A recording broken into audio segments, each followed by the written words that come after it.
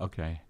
Hello, everybody, and welcome to Pep Talks with Steve Lally. Say hello, Steve. Hi, everybody.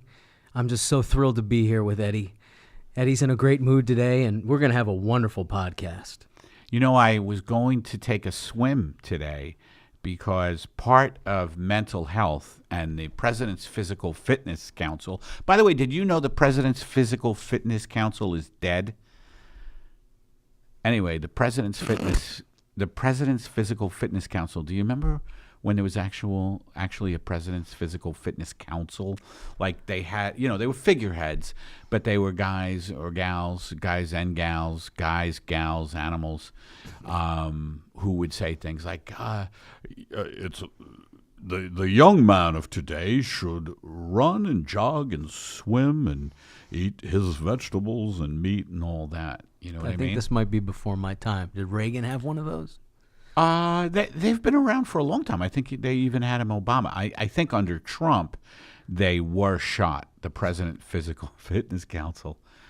You know, there was this article, I forget who did it. I don't know if it was the Fire and Fury guy, but they were talking about Trump's diet where he just has huge pieces of cake with ice cream. And he is the quintessential,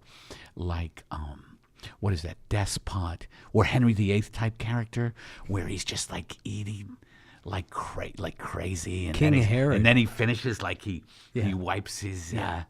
don't start with the Jewish thing. I said King Henry VIII, and you go King Herod? Yeah, he was a disgusting slob. Oh, was he? Okay. Yeah. Good. Easy. Look, I love Purim.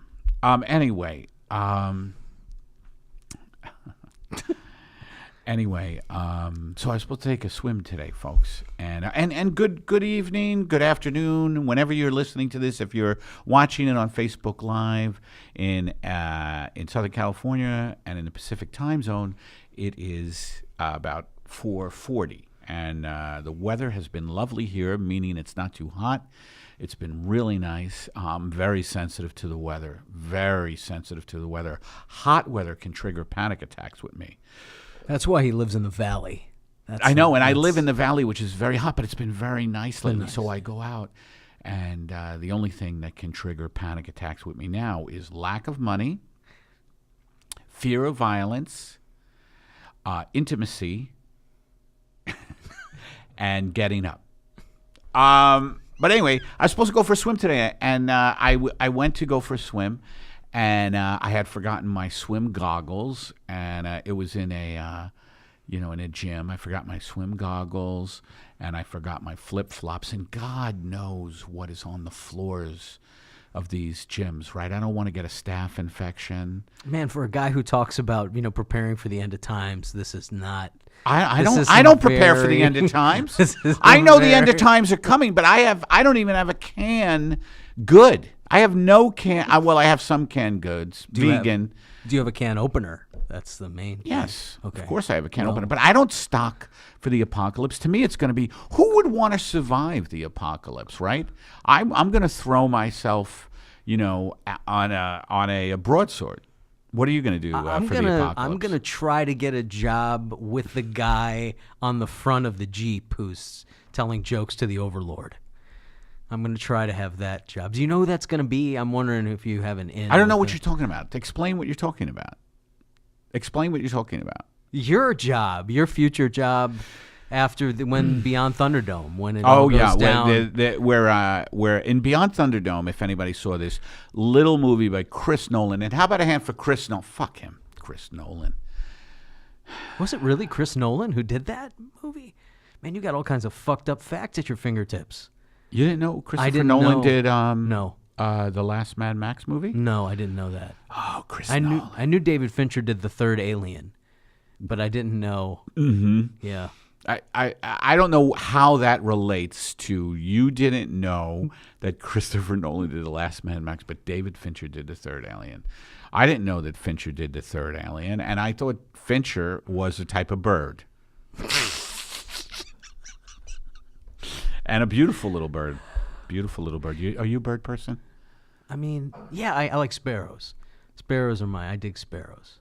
Yeah, I like time. blue. I like blue. Blue jays? Bluebirds. Blue jays are they're a little aggressive, and they eat. They seem to aggressively eat things. Do you know what I mean? I think they're kind of a terror, the blue jays. But the blue birds that are here in L.A., absolutely gorgeous. And I think that'll lead into our first commercial. By the way, just so you know, I don't want anybody to get confused that we're talking about bluebirds.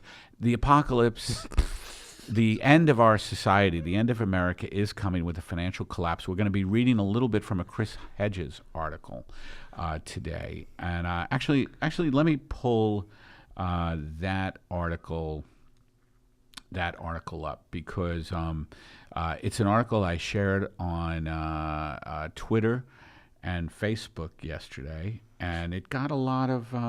While Eddie's pulling that up, I would like to say that he has a bluebird in his heart that's trying to get out, and he pours whiskey on it and throws beer bottles at it and says, "Shut up down there. What are you trying to fuck up my book sales in Europe?" The name of the article by Chris Hedges is called "The Coming Collapse," and I'm just going to read a little bit of it. And Steve read this article, and here it is. I'm going to read it quickly. The Trump administration did not rise prima facie like Venus on a half shell from the sea. Donald Trump is the result of a long process of political, cultural, and social decay. He is a product of our failed democracy. The longer we perpetuate the fiction that we live in a functioning democracy, that Trump and the political mutations around him are somehow an aberrant deviation that can be vanquished in the next election, the more we will hurtle toward tyranny. The problem is not Trump. It is a political system dominated by corporate power and the mandarins of the two major political parties in which we don't count. We will wrest back political control by dismantling the corporate state. And this means massive and sustained civil disobedience like that demonstrated by teachers around the country this year.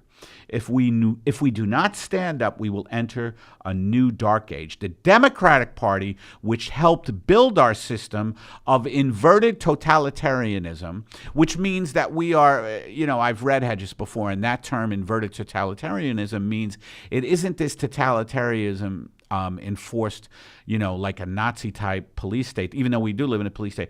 It's enforced by... convincing you should give up your control. Convincing you should give up your own freedom. Inverted totalitarianism is kind of the propaganda, the soft. It's kind of it's like the Brave New World instead of, what was the other dystopian novel? George Orwell. What was the name 1984. of it? 1984. It's Brave New World over 1984. We are distracted by ourselves to death. The media is... Anyway, so the Democratic Party, which helped build our system of inverted totalitarianism, is once again held up by many on the left as the savior. Yet the party steadfastly refuses to address the social inequality that led to the election of Trump and the insurgency by Bernie Sanders.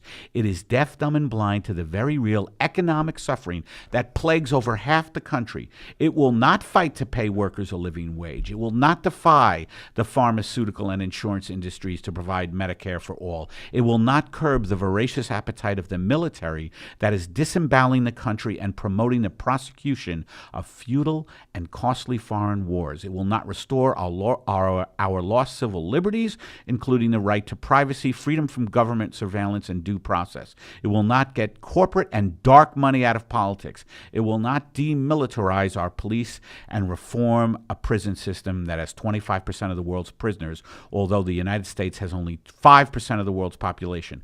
It plays to the margins, especially in election seasons, refusing to address substantive political and social problems, and instead focusing on narrow cultural issues like gay rights, abortion, and gun control in our peculiar species of anti-politics. This is a doomed tactic, but one that is understandable. The leadership of the party, the Clintons, Nancy Pelosi, Chuck Schumer, Tom Perez, are creations of corporate America.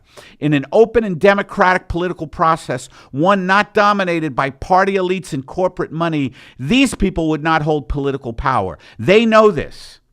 They would rather implode the entire system than give up their positions of privilege. And that, I fear, is what will happen. The idea that the Democratic Party is in any way a bulwark against despotism defies the last 3 decades of its political activity. It's the guarantor of despotism. Trump has tapped into the hatred that huge segments of the American public have for a political and economic system that has betrayed them. It may be inept, degenerate, dishonest.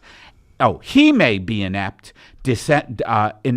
degenerate, dishonest, and a narcissist, but he adeptly ridicules the system they despise. His cruel and demeaning taunts directed at government agencies, laws, and the established elites resonate with people for whom these agencies, laws, and elites have become hostile forces, and for many who see no shift in the political landscape to alleviate their suffering. Trump's cruelty and invective are at least cathartic.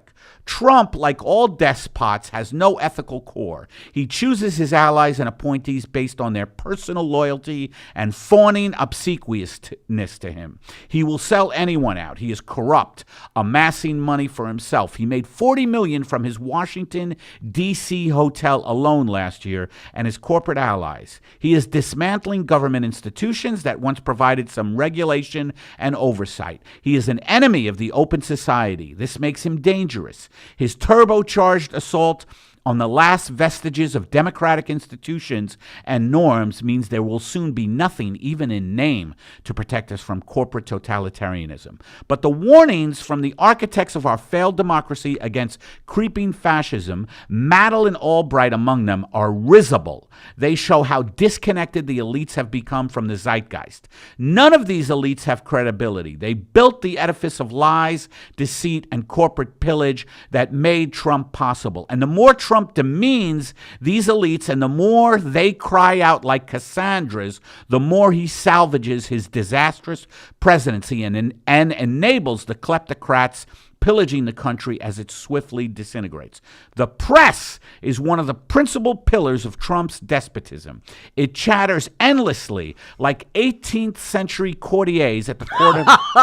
That's awesome. Sorry. Keep going. The press, it chatters endlessly like 18th century courtiers at the court of Versailles about the foibles of the monarch while the peasants lack bread. It drones on and on and on about empty topics such as Russian meddling and a payoff to a porn actress that have nothing to do with the daily hell that for many defines life in America. The press refuses to critique or investigate the abuses by corporate power, which has destroyed our democracy and economy and orchestrated the largest transfer of wealth upward in American history. The corporate press is a decayed relic. Are you listening, CNN? MSNBC and Fox News is a joke, and all CBS, NBC, all of you. The corporate press is a decayed relic that in exchange for money and access committed cultural suicide. And when Trump attacks it over fake news, he expresses once again the deep hatred of all those the press ignores. The press worships the idol of Mammon as slavishly as Trump does. It loves the reality show presidency. Yeah, the press loves the reality show presidency. The press, especially the cable news shows, keeps the lights on and the cameras rolling so viewers will be glued to a 21st century version of the Cabinet of Dr. Caligara. Gosh, that's great. It is good for ratings. It is good for profits, but it accelerates the decline. And we're going to read some more from it. Now it's time for a commercial. It's time for a commercial. Yeah. I mean, there's nothing that leads into a commercial.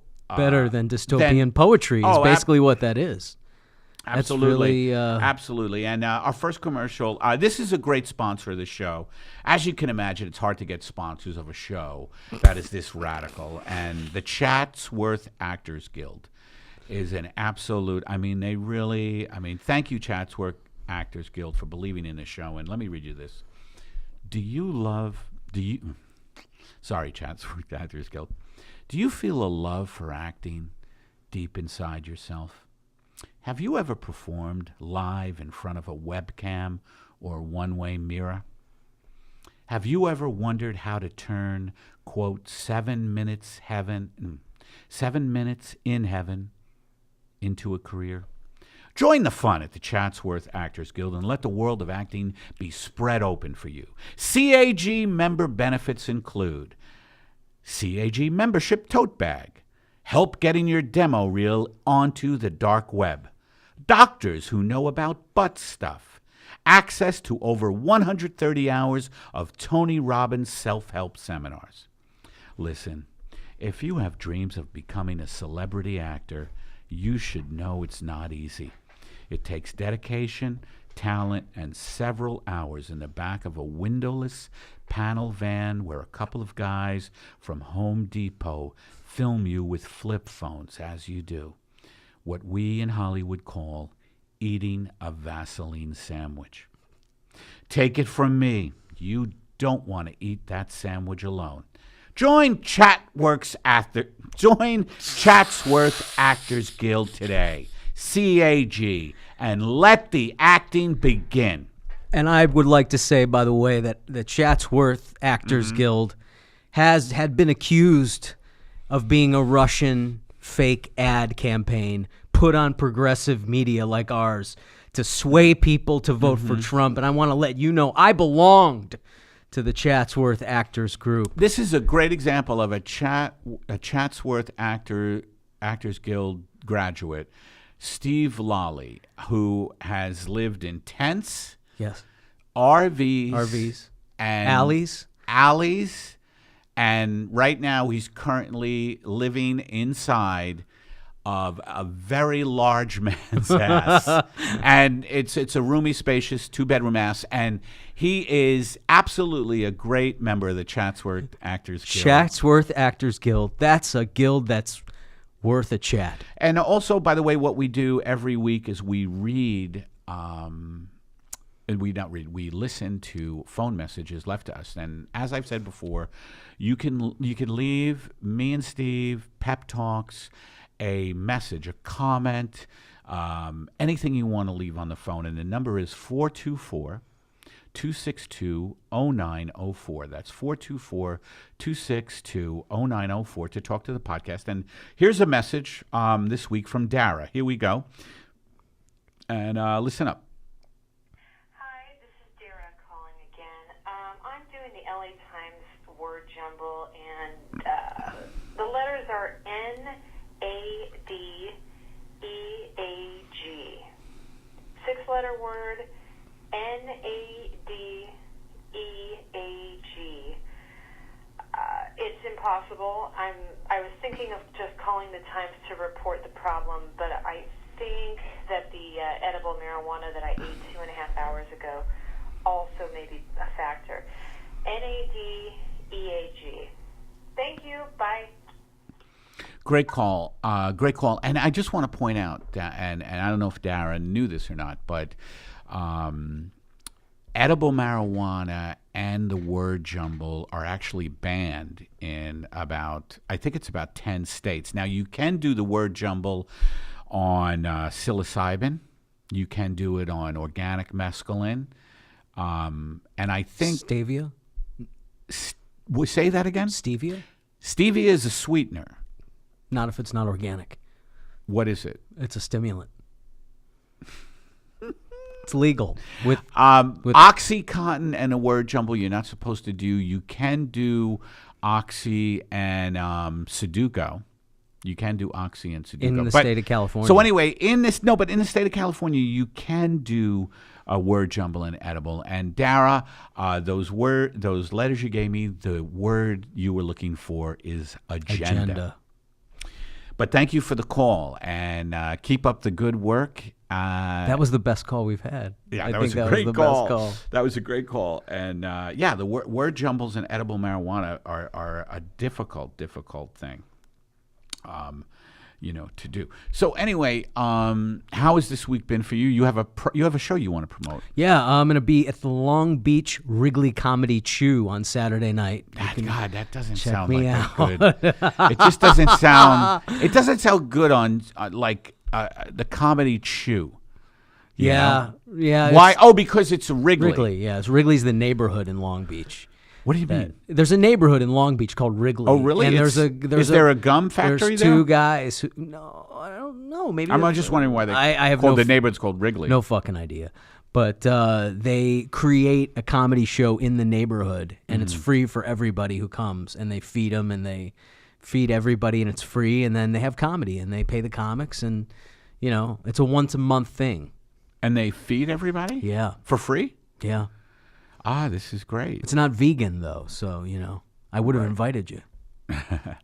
Yeah, well, Long Beach is a ways away. It's a ways away. But it's nice over there, right? It's by the... It's nice. It's just, for me, it's nice to not be in front of a bunch of other fucking comics and just to be in front of a real audience that came to see comedy and not a bunch of people who just decided in the past year that now they have a picture of themselves at the open mic, the Laugh Factory.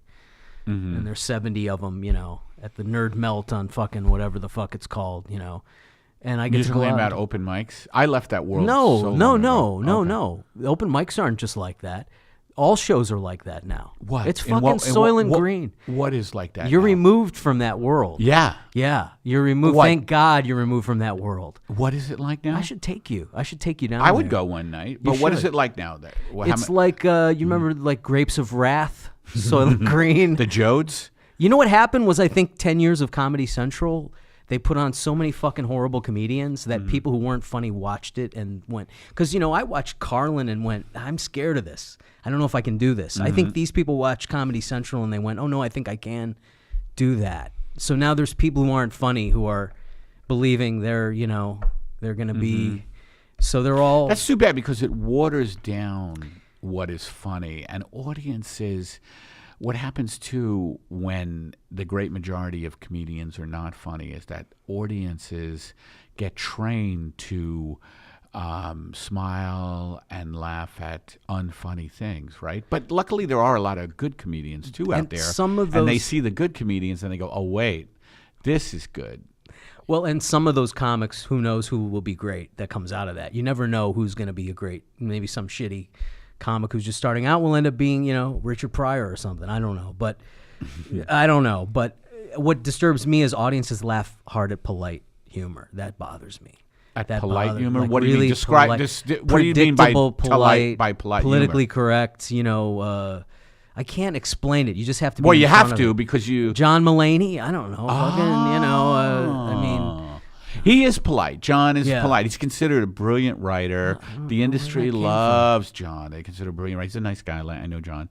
But I know what you mean though. By it's kind of it's like when I read it. I perform a lot at the Comedy Store. That's my regular club, and it's a great club. But sometimes the audience is like I'll get up there and I'll say. I'll say stuff like, well, it's the end of days, folks, and no reaction at all. Like, I know that you probably shouldn't, tell people your life is over in a comedy club, especially on a Saturday night when they're out trying to enjoy themselves and you're saying, hey, folks, I don't know if you know, but we're just a financial collapse away from just the blood running in the streets, and you guys are just on Netflix watching Ozark. I get nothing from a lot of people. You know what was even better was the night I was there with you where it was dead. And you went on and you went on and you were like Rain Man, for 5 minutes you were spontaneously trying to reconstruct why nobody came to the club, or do people want to stay home on a Wednesday, and it was one of the most beautiful. People weren't laughing, but I was in the back losing it because I first of all I knew that was all unplanned, and you were really trying to sort that out. Yeah, why weren't people here on a Wednesday? I don't know, but the fact that you weren't, other comics are going up reciting shit, and you're going up doing that. Yeah. That to me was great. To me, that's great. I don't need to hear the bloods running in the streets. And, I like the bloods running in the streets, but a third of it, I can't handle the whole thing being the blood running in the streets. It's too much. Is it? Yeah, it's too much for me. And you're a guy who is sympathetic with it. Yeah, I am. Cut the throat and paint on the wall with the blood. Yeah, I am sympathetic with it.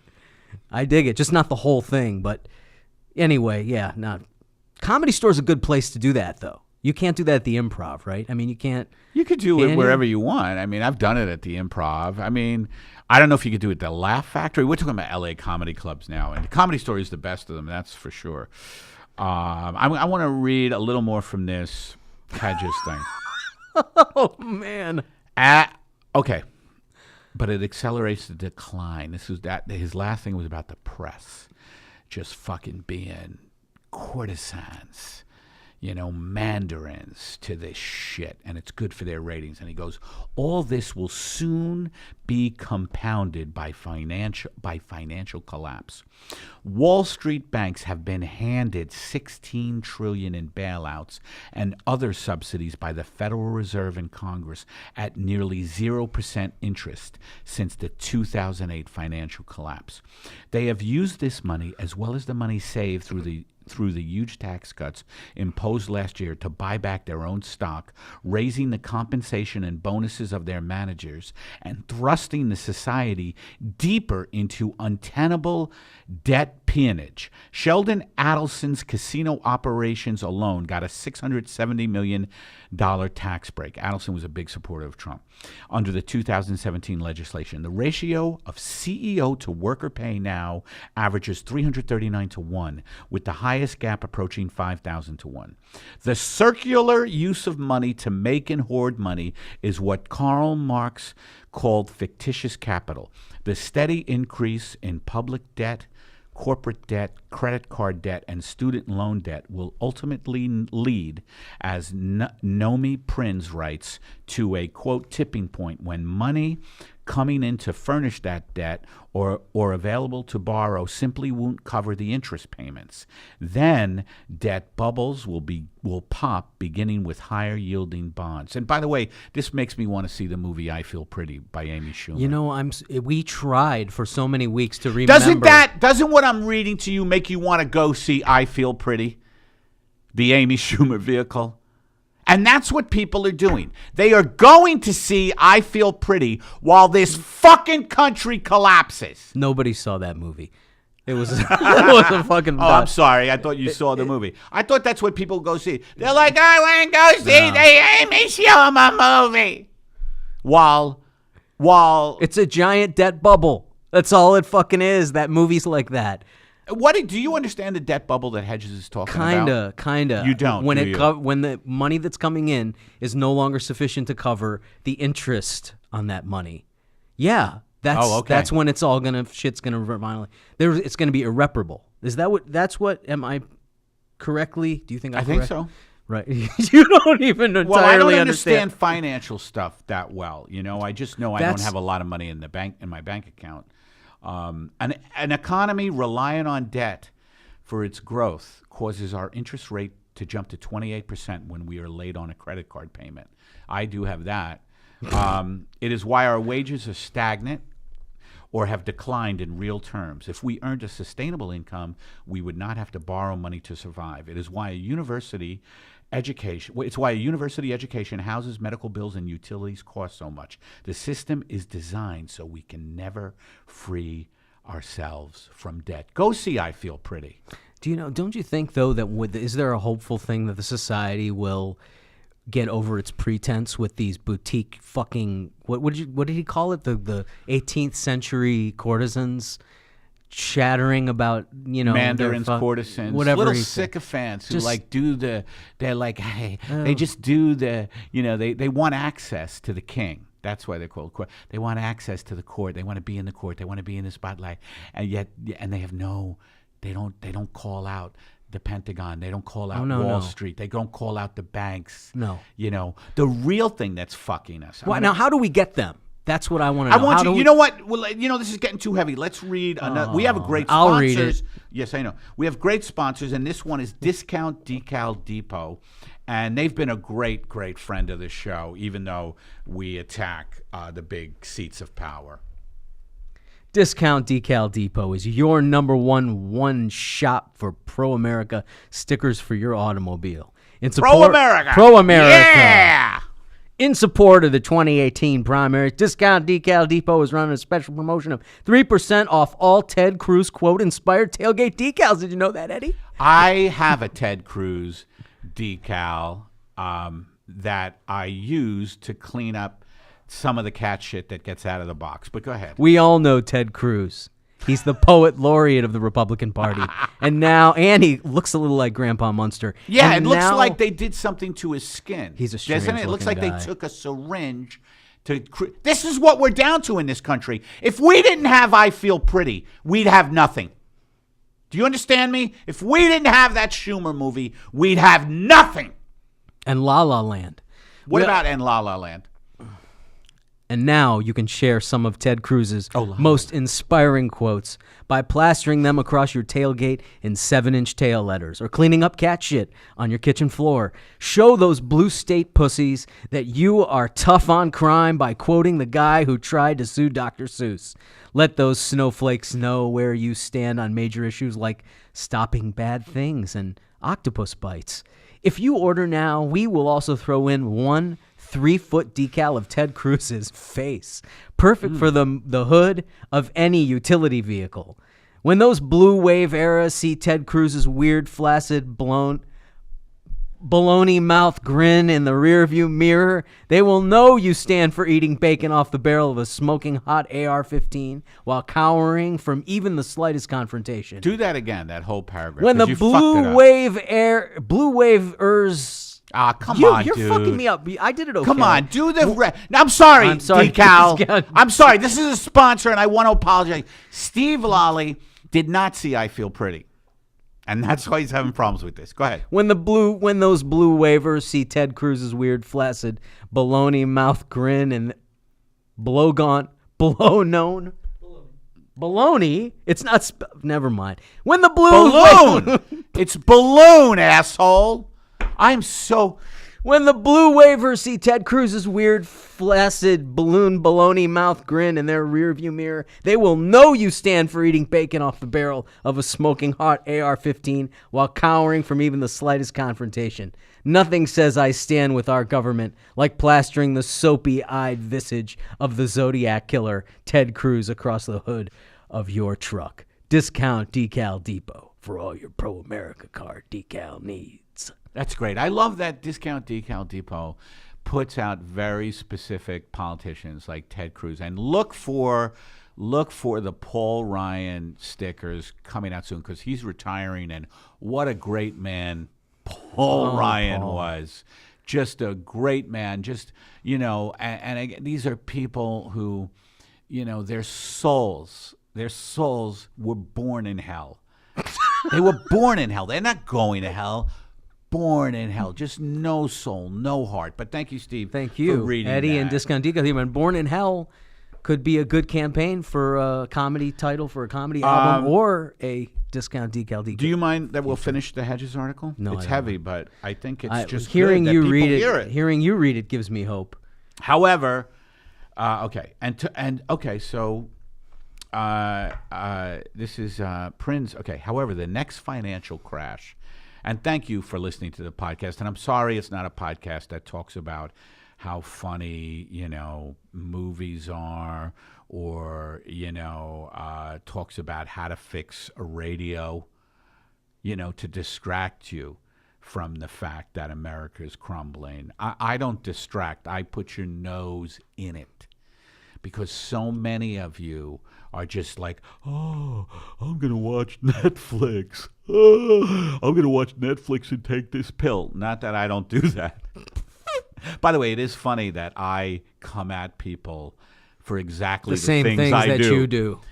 However, the next financial crash, as Prinz points out in her book, Collusion, How Central Bankers Rigged the World, get that book, won't be like the last one. This is because, as she says, there is no plan B. Good movie, Plan B. No, it wasn't. I didn't see it. And I don't even know if it was a movie. It wasn't. I just know I don't have a plan B. I said to myself, I'm 59. I said to myself, Eddie, give yourself to your 80 to make it in show business. That was back when you were 20. And then I might teach. Okay, at 80. Or take the SATs when I'm 80. But I'm not. Okay. So this is because, as she says, there is no plan B. Interest rates can't go any lower. There has been no growth in the real economy. The next time, there will be no way out.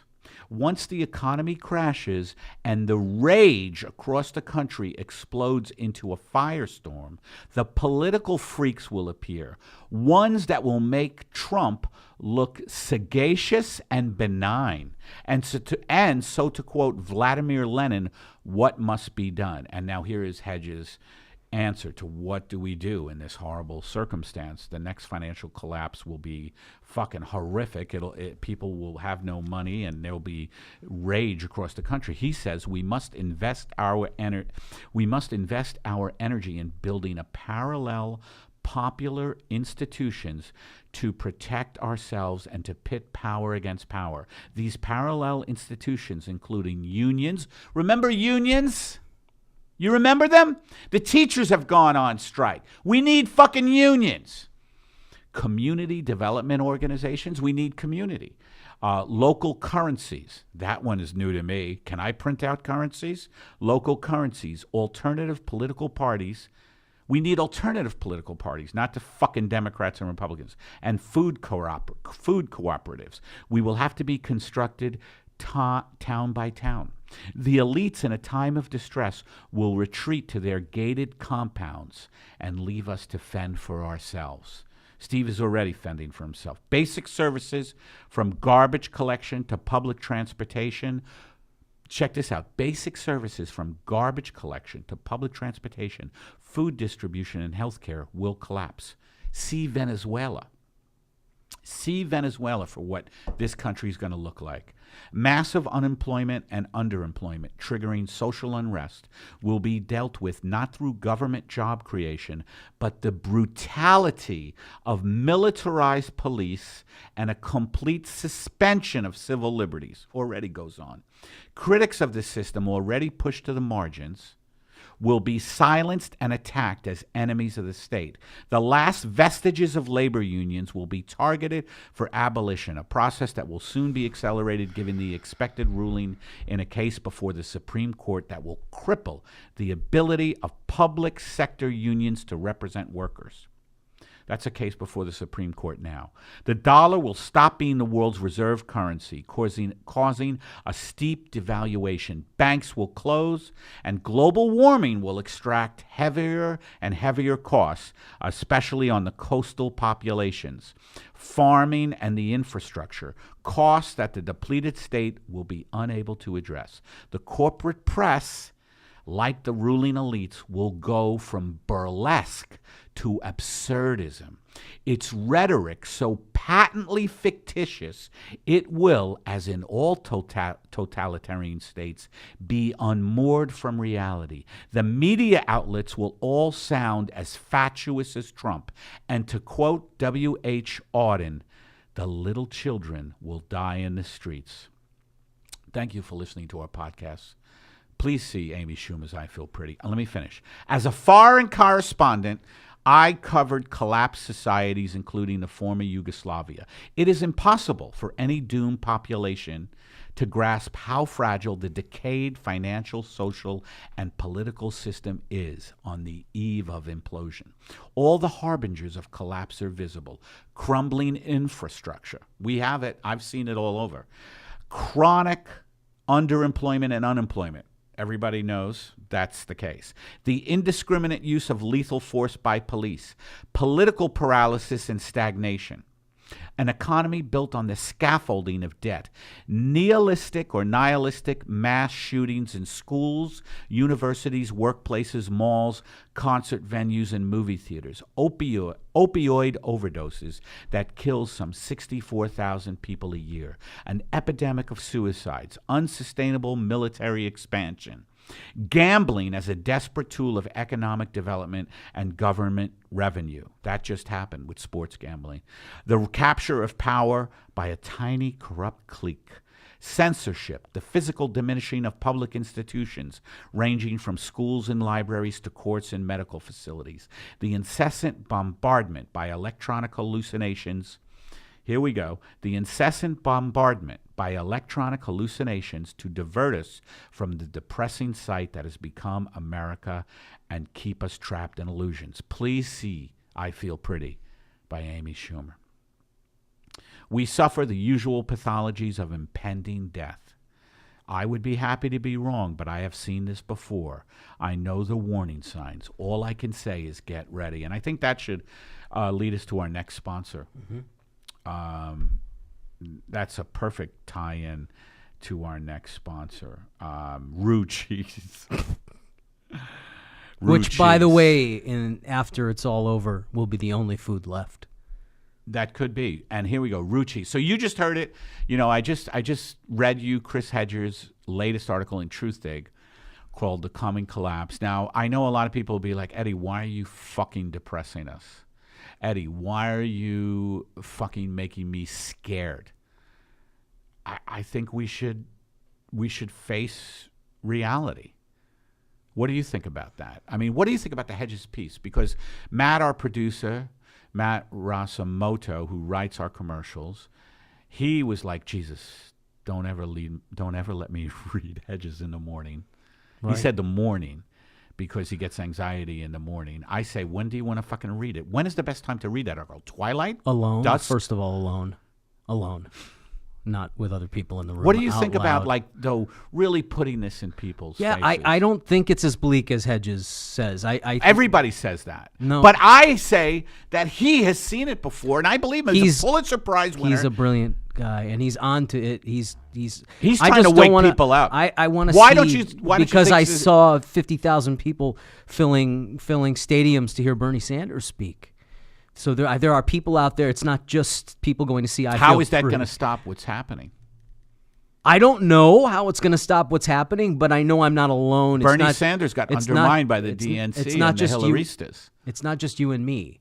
It's not just you and me anymore Right. who see the world. So in this other way. words, you're saying the good in people will overcome, like will somehow overcome this impending. I hope the population will have the pretense beaten out of it before the impending. Before we reach the precipice. Maybe he's right. Maybe we've already gone past the precipice. And the people I know who are quote unquote liberals are really thinking that that Hedges is talking about it. They are thinking that, oh no, all we need are the Democrats in office. They and call Hedges is saying they're the fucking ones who are complicit in this. They're just another part of the corporate wing. He's right. There has to be a breaking up of the blue and red team. They got to go. We need a third party. By the way, most people aren't for the blue and red team. But if you were to turn on mainstream news, you wouldn't know that. You wouldn't know that. It's Fox versus MSN. Should we get to Roo Cheese? Because No. they're a great... Wait, you asked me. Okay. And now I'm lost it, so go ahead with Roo Cheese. You lost it? Okay. Yeah. Roo Cheese. Roo Cheese is a family favorite. I think this is just a good company to read to you when you know our society is over. Roo Cheese is a family favorite. Everyone loves the flavor of the cheese that comes from a kangaroo's pouch. We know that there is a lot of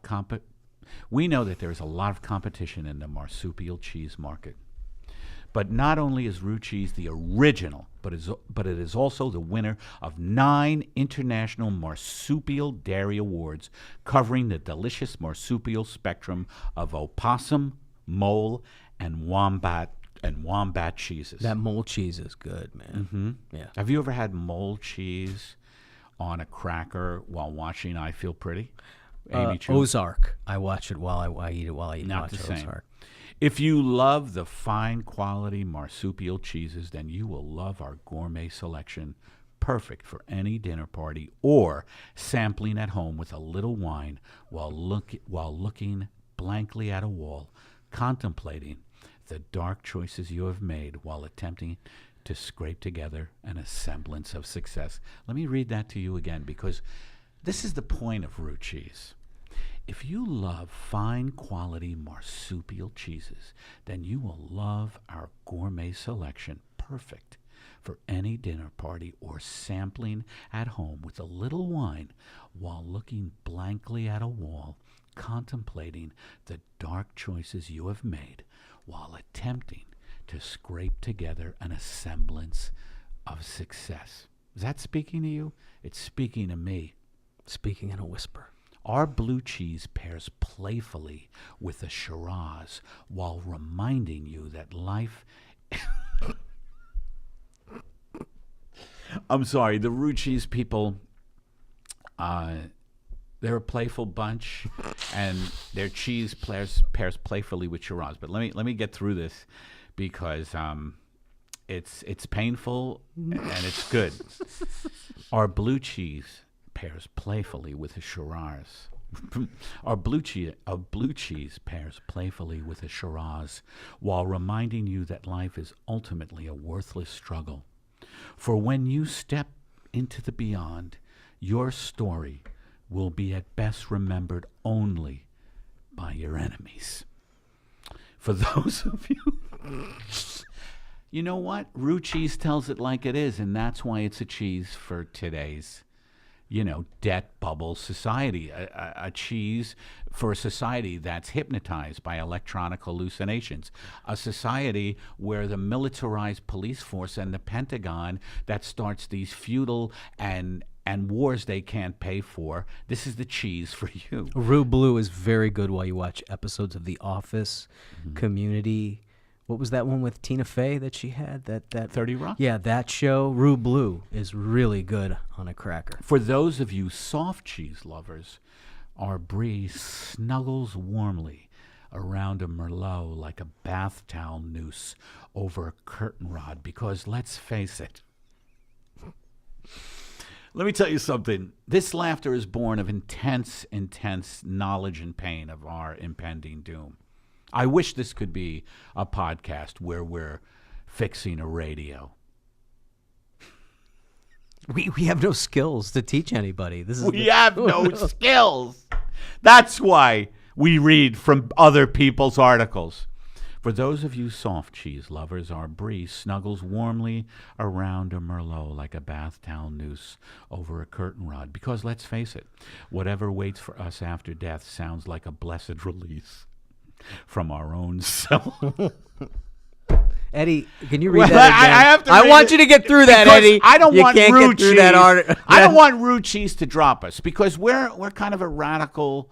We say things that aren't said on typical podcasts. Like you won't hear, I don't know, anything on NPR talk about, the fact that, the Pentagon and Wall Street. You know what? You're just diverting the fact that you gave me shit for not being able to get through my fucking paragraph. Well, I'm so doing it because it's so, I'm laughing. Yours was ineptitude.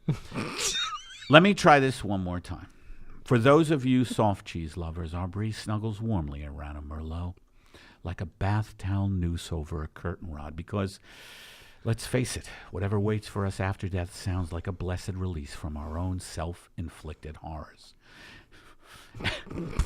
and our marsupial cheddar mix is equally comfortable with red or white wines, although admittedly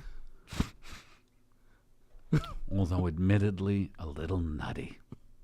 So have fun and bring a little Roo Cheese to the party.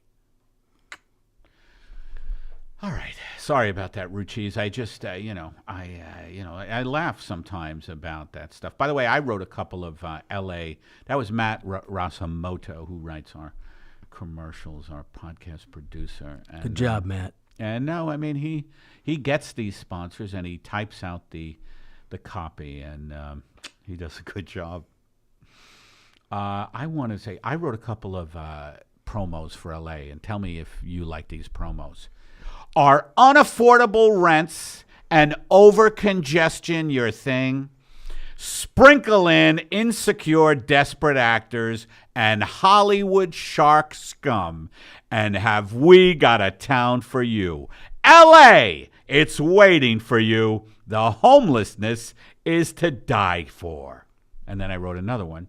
Come to L.A. If the murderous traffic doesn't appeal to you, then surely the year-long deadly wildfires will. Showbiz seals the deal with its pandering to everything corporate and mediocre in our culture.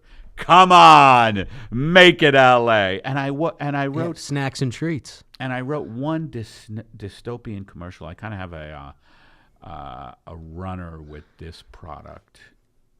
And then I'll shut up and we'll end it. End it all. Maybe. Our peace of mind as a nation has been shattered forever by heartless oligarchs and their henchmen. Blood will run in the streets and no one will be safe. Isn't it time you tried a Snickers? Now, you know, I wrote that because, and I write that shit because that is really kind of what it comes down to. The corporate landscape, like we're bombarded. We're bombarded with this corporate speak, aren't we? Nobody like, makes it funnier than you, Eddie. No, but we're bombarded with like, you know, like you think, like, have you ever seen these Verizon commercials with fucking Thomas Middleditch? How horrible are they, by the Middleditch? way? There's some who? It's Thomas Middleditch from Silicon Valley, and he's just shilling for Verizon, and they're so unfunny. Oh yeah, the redheaded, the C-3PO motherfucker. By the way, if you want to leave us a message, the number is 424-262-0904. 462-262-0904. I'll be at the Comedy Store all week this week. Really? Well, Friday, Saturday, and Sunday I will be. I'll be in the main room a couple of times, the original room. So Friday, Saturday, and Sunday this week. That would be, what are we, May 20? What are we? May what? May 22nd? 22nd. We don't know because we don't really work much. No. People, and over the half of the country. Nobody's working, so don't worry about it. Join us for nothing. So I'll be at the store. What else? My one-man show. I'm waiting to hear about my one-man show, In the End of Days. I think you would love it. It's played 3 times here at the Lyric Hyperion in Silver Lake, L.A. In the End of Days. And right now we're going to see if it's going to the Montreal Comedy Festival. We don't know. And I might do a run of it in New York, Portland, you know, places that would be amenable to it. And you're performing in Long Beach at the Wrigley Chew. But they feed people there, right? Everybody, you know, they let anybody in who needs food, basically. It's a soup kitchen with a comedy show. Kind of like the Laugh Factory on Thanksgiving. Any final thoughts? I mean, final thoughts. And it could be about anything. Like I mean, I know that Hedges article is... I'm not as bleak. I don't quite see it quite as bleak. I mean, he knows more than I do, but I think there's a hopefulness in the fact that people aren't... Young people know they're fucked. I think there's actually a hopefulness in the fact that young people know they're fucked. And that they're filling stadiums to hear Bernie Sanders speak. And that even you But hear... Sanders is not going to be running. No, but it's not And Ted just... Berrigan, another great social activist, the Berrigan family, he said if elections worked, they would not be legal. It's not about Bernie Sanders, man. It's about what he represents, that there's an actual left. That it's not just me at home yelling at my fucking social media that nobody sees it the way I do. Right. And now there's 50,000 people filling stadiums who see it the way I do. Right. And that's hopeful. I think that's hopeful. You know, whether we can get these boutique solar panels on top of a gas station to give up their blue team dream, or these libertarian fucks who think that all social welfare should be, you know, done away with, to realize that it's actually corporatism that's fucking them in the ass. How fast these two can get together, I don't know. But I'm a little more hopeful than Chris Did you see any Hedges. funny things this week? Did you see any funny I forgot things? about all of them during the Hedges article. Oh, no? Yeah, you didn't see any, like, funny stuff on the street? We should have a segment after reading. I did. Like, Actually, I went to Hedges the article I went to called the funny stuff on the street. I went to the Solo premiere. I went to the premiere of Han Solo. Oh, how was it? Not great. It was okay. You know, I don't understand why they're making all the Chris Pratt motherfuckers Han Solo. Because what? They're all the Han Solo motherfuckers they're casting with these Chris Pratt guys. These Chris Pratt guys. I don't even know what that Guardians of the sentence Galaxy. means. There's only one. No, Han the guy Solo. who plays Han Solo is like a Chris Pratt motherfucker. He's not like Han Solo. There's nothing Han Solo-ish about him. So that's a problem with the movie. Han Solo was Harrison Ford originally, Yeah, right? right. So are you saying you're married to the Harrison Ford version? Yeah, because that was like who did you grow up watching? Harrison Ford. You didn't grow up watching Harrison Ford. You grew up watching fucking Sean Connery as James Bond, right? We're not talking about James Bond, asshole. We're talking about Han Solo. Yeah, but I'm asking what your formative guy that you grew up thinking was cool. That's what I'm asking. Because for me, it was Harrison Ford as Indiana Jones and Han Solo. Who was the first guy? Yeah, who was I the thought guy was you cool. emulated? Like, that to be a guy. Well, I always was partial to mathematicians. Like, I loved what Archimedes and physicists. I love what Archimedes did in the tub with displaced water. I think more kids should get into, cool people being intelligent, brilliant scientists. Like, Da Vinci was not only a painter, but he was an amazing scientist and inventor. And I think a lot of kids should be in gangs called the Da Vinci fucks, or something like that. You know what I mean? Like, we'll cut you. Come out, Da Vinci fucks. No, but did you see? So, what did you see that was funny on the street? Like, So I was waiting in the lobby for my buddy who brought me to this movie. And this Asian guy comes up behind me and he goes, "Are you waiting for the actors?" And I turned to him and I looked at him and I go, "Yeah, they come right off the screen. They're going to come out here and join us." I don't know what the fuck he's talking about. He goes, "No, the actors, the celebrities sometimes come to the..." It was so fucking bizarre. Would you go up to a single guy waiting in a lobby and ask it him in a depends movie? on what my intent was. If I looking for action, You've done that. I might go in an Asian accent that you so beautifully did. Excuse me. Are you waiting for anything?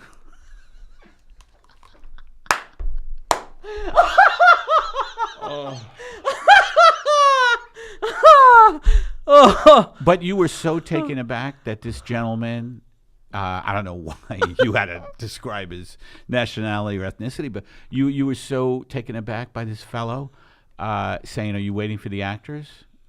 Were you because it was a movie house? And like it was so like it wasn't a theater, obviously. Yes. So he was like, do you think that this guy is so disillusioned that he thought that the movie Eddie. people would be coming? These are the people that you don't realize. These are the people that are out there. Now, where was this? It was at the ArcLight in Hollywood. Oh, well, you would think that would be kind of a hip crowd. Oh, but the ArcLight, maybe though, and the ArcLight has this a lot, and you know this. The ArcLight in Hollywood, like, kind of the like main it has the Cinerama Dome, which is the round theater. There's a lot of actors and directors who come there and do Q&As. You know that. This wasn't a Q&A. There were no Q&As going on in this one this night. TNA? It was just press screening. I'm not here for the Q&A. Can I'm wait. here for the TNA. Can you Do you know when that started? Can you repeat that Asian question that you just... You gotta edit that. That's gotta be... That was incredible, dude. Anything. Yeah. Are you waiting for anything? You waiting for anything? So that's the only funny thing. That really wasn't on the street because this segment I want to call "Have you seen anything funny?" Fuck you. That On was the funny. street. It was funny for me. I guess it was funny that I the couldn't guy translate it. I could. It was fucked up. Yeah. What did I see? There was funny. You know what I see people using their dogs in cars as little.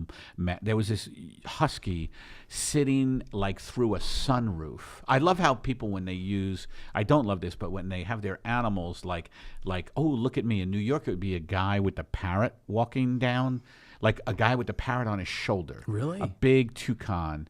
Parrot on his shoulder, and this guy was famous. If people know what I'm talking about, in the village, he would walk around in the village with a huge toucan parrot, beautiful green parrot on his shoulder, just to be like, look at me. And here they have here in LA, they have like big dogs sticking their heads through sunroofs and driving around like, look at me, look at my. Like the dog is driving the car, basically.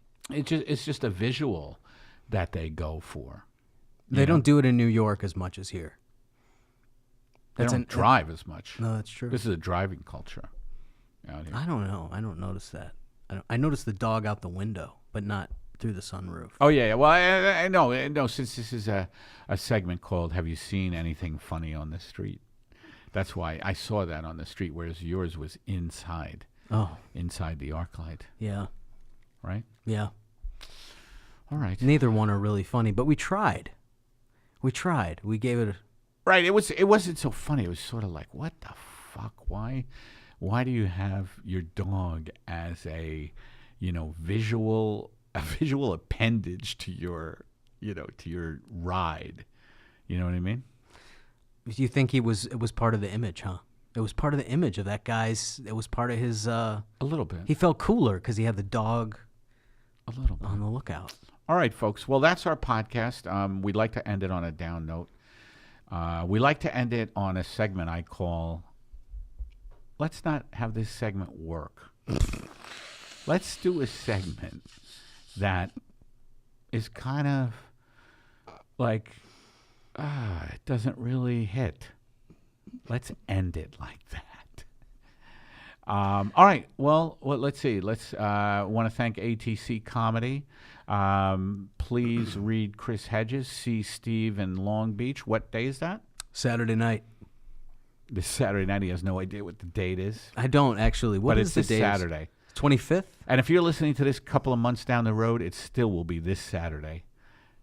Fuck off. And I'll be at the Comedy Store You will this be. Friday, Saturday, And Sunday, yeah. And that will be May, I believe, 25, 26, and 27. All right, everybody, thank you, and we'll see you next time on Pep Talks.